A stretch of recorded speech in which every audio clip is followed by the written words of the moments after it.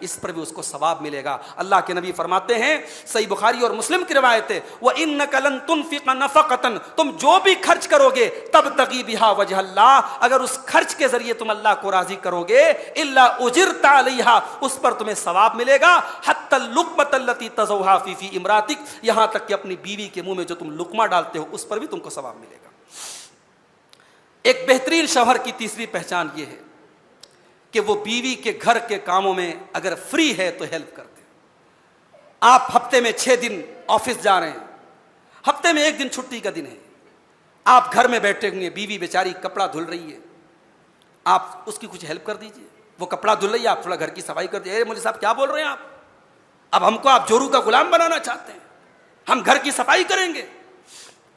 آپ جتنے بھی بڑے ہیں میرے نبی سے بڑے تو نہیں ہیں نا، آپ بڑے بزی ہیں، بڑے مصروف انسان ہیں، میرے نبی سے زیادہ تو بزی نہیں ہوں گے آپ۔ اما عائشہ سے پوچھا گیا کہ اللہ کے نبی جب گھر میں ہوتے تو کیا کرتے تھے؟ جب آپ اللہ کے نبی صلی اللہ علیہ وسلم گھر میں ہوتے تھے، فری ہوتے تھے تو کیا کرتے تھے؟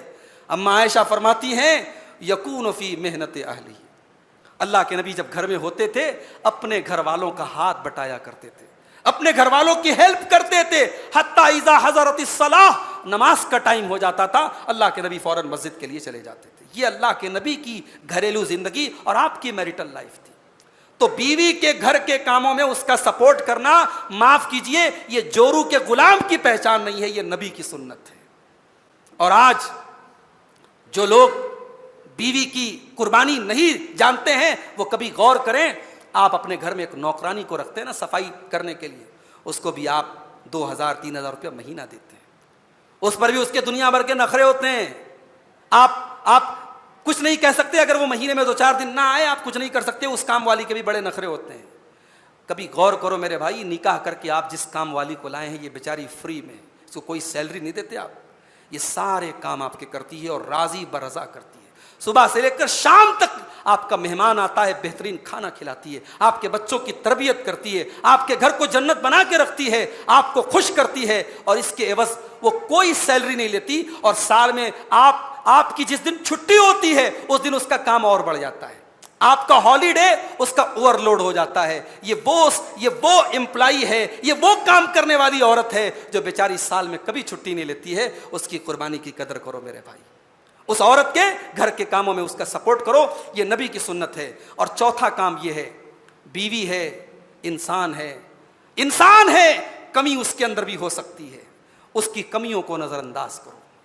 بیوی نے کسی دن کھانے میں مسالہ تھوڑا زیادہ کر دیا، اب آپ صاحب غصے میں آ گئے، تو نے کیسا کھانا بنایا، تجھے کھانا بنا، ارے بھائی سال کے 360 دن اس نے تم کو کھانا بنا کے کھلایا، اگر ایک دن کچھ نمک زیادہ ہو گیا، تھوڑا مسالہ کم ہو گیا تو بھائی صاحب اگنور کر لو نا، تھوڑے کچھ کنکر ونکر آ گئے تو چبا جاؤ نا۔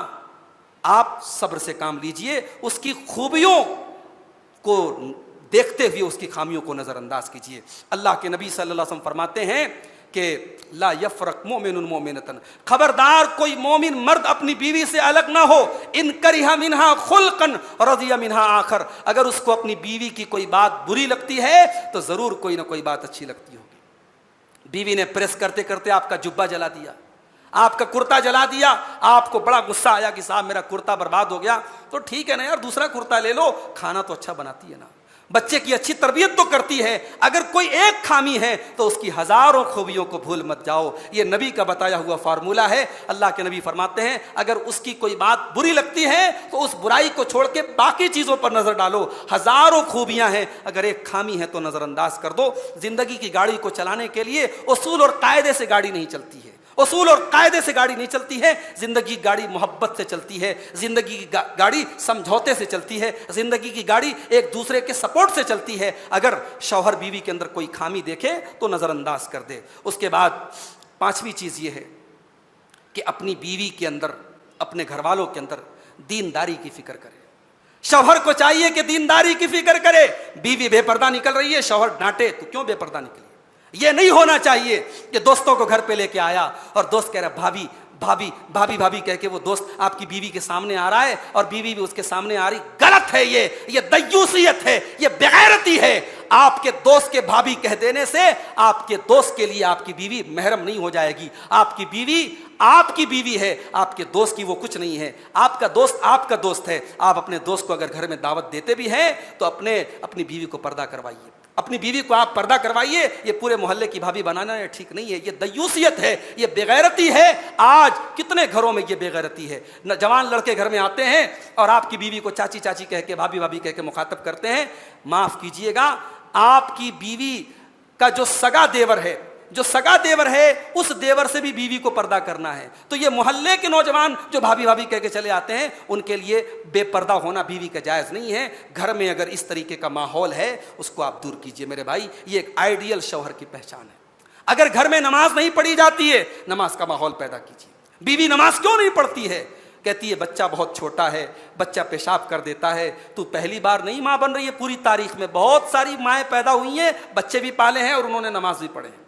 آج تو ماشاءاللہ ڈائپر ہے, آج واشنگ مشین ہے, آج گیس کا چولہا ہے. حضرت فاطمہ نے حسن حسین کو پالا تھا, ڈائپر کا دور نہیں تھا, واشنگ مشین کا دور نہیں تھا, گیس کے چولہے کا دور نہیں تھا. لکڑیاں پھونک پھونک کے جلا کر کھانا بنتا تھا اور چکی چلا چلا کے آٹا پیسا جاتا تھا. اس دور میں بچے بھی پالے گئے ہیں اور نماز بھی پڑھی گئی ہے. اسی لیے اللہ قرآن میں کہتا ہے وَأْمُرْ أَهْلَكَ بِالصَّلَاةِ وَاصْطَبِرْ عَلَيْهَا, اپنے گھر والوں کو نماز کا حکم دو اور خود بھی نماز پر جم جاؤ. تو ایک آئیڈیل شوہر اپنے گھر والوں کی دینداری کی فکر کرتا ہے. اور اسی لیے اللہ نے قرآن میں فرمایا کہ دعا کیا کرو ربنا حب لنا من ازواجنا وذریاتنا قرۃ اعین, کہ پروردگار ہمارے بیوی بچوں کو ہماری آنکھوں کی ٹھنڈک بنا دے. وجعلنا للمتقین اماما, اور ہمیں متقیوں کا امام بنا دے. اپنے بیوی بچوں کے لیے یہ دعا کیا کرو میرے پیارے ساتھیوں. یہ ایک آئیڈیل شوہر کی پہچان ہے.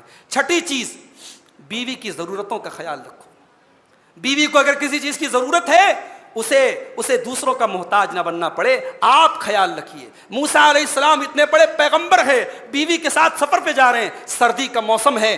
موسیٰ علیہ السلام نے محسوس کیا میری بیوی کو سردی لگ رہی ہوگی, تو بیوی سے کہتے ہیں کہ امکثوا انی آنست نارا, کہتے ہیں اے میری بیوی رک جاؤ, وہاں پہاڑ پہ آگ جل رہی ہے, سردی کا موسم ہے, میں آگ لے کے آتا ہوں, تجھے گرمی پہنچانا ہے, تجھے گرمی سردی سے بچانا ہے, میں آگ. ایک پیغمبر, ایک نبی اپنی بیوی کے لیے آگ لینے کے لیے پہاڑ کے اوپر چڑھتا ہے. میرے پیارے ساتھیوں, اپنی بیوی کی چھوٹی چھوٹی ضرورتوں کا خیال رکھنا یہ ایک آئیڈیل شوہر کی پہچان ہے.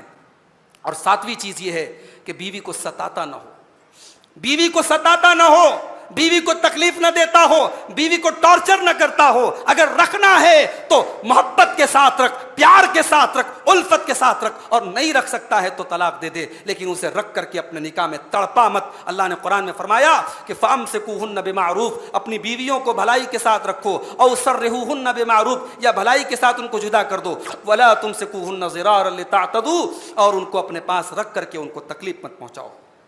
اور آٹھویں چیز یہ ہے, ایک آئیڈیل شوہر کی آٹھویں پہچان یہ ہے کہ وہ اپنے گھر میں عقیدے کے معاملے میں کوئی کمپرومائز نہیں کرتا. بیوی اگر جادو ٹونا کر رہی ہے اور شوہر کو پتا ہے میری بیوی جادو ٹونا کر رہی ہے اور شوہر کچھ نہیں بولتا ہے, بہت بڑا بے غیرت ہے, بہت بڑا بے غیرت ہے. اللہ کے حساب دینا پڑے گا.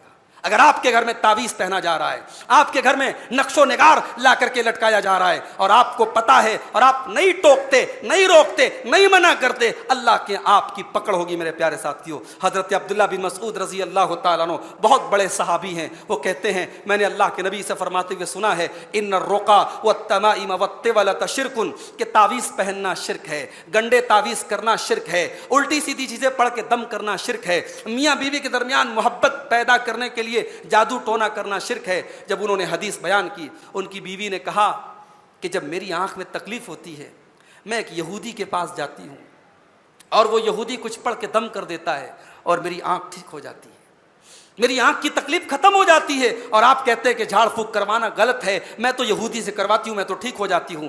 حضرت عبداللہ کہتے ہیں انما ذاک عمل الشیطان, اے میری بیوی یہ شیطان کا کام ہے. کسی مشرک سے جا کر کے جھاڑ پھونک کروانا یہ شیطان کا کام ہے. شیطان کیا کرتا ہے کہ وہ تیری آنکھ میں تیری آنکھ میں اپنا ہاتھ ڈال کر کے تجھے تکلیف پہنچاتا ہے، اور جب وہ یہودی پڑھ کر کے دم کرتا ہے تو شیطان اپنا ہاتھ ہٹا لیتا ہے، اور پھر جب تو گھر آتی ہے تو دوبارہ پھر شیطان تجھے تکلیف پہنچاتا ہے۔ اگر کبھی تیری آنکھوں میں تکلیف ہو تو تو یہ دعا پڑھا کر جو نبی نے ہمیں سکھائی ہے، اذهب الباس رب الناس واشف انت الشافی لا شفاء الا شفاؤک شفاء لا یغادر سقما، کہ اے پروردگار، اے شفا دینے والے، تو شفا دے دے، ایسی شفا دے دے جو کسی بیماری کو نہ چھوڑے۔ یہ بڑی پیاری دعا ہے۔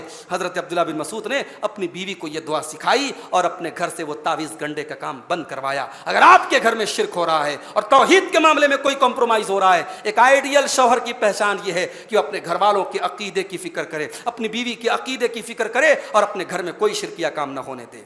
اور نویں چیز یہ ہے کہ جیسے بیوی آپ کے لیے سجتی اور سنورتی ہے، آپ بھی بیوی کے لیے سجیں اور سنوریں۔